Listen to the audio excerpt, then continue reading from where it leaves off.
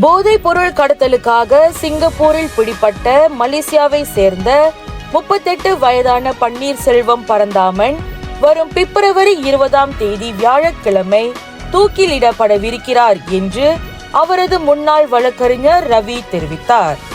இன்று தனது ஃபேஸ்புக் பதிவில் பன்னீரின் சகோதரி சிறை நிர்வாகத்திடமிருந்து அவசர கடிதம் பெற்றுள்ளதாக ரவி தெரிவித்தார்.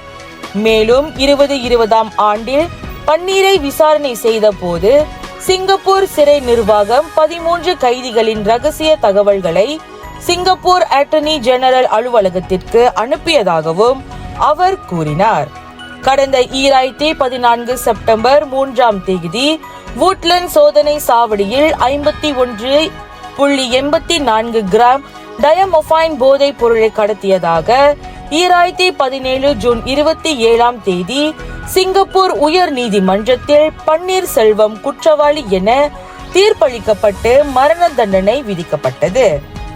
தற்போது பன்னீரின் உயிரை காப்பாற்றுவதற்கான ஒரே வழி மலேசிய அரசாங்கம் அனைத்துலக நீதிமன்றத்தில் முறையீடு செய்ய வேண்டும் என்றும் இதை அனைத்துலக மனித உரிமை சட்டத்தின் கீழ் எதிர்க்க வேண்டும் என்றும் ரவி வலியுறுத்தினார்.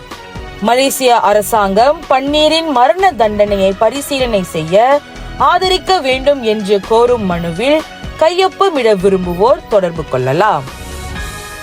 இந்தியர்களின் இதய குரல் மக்களோசை.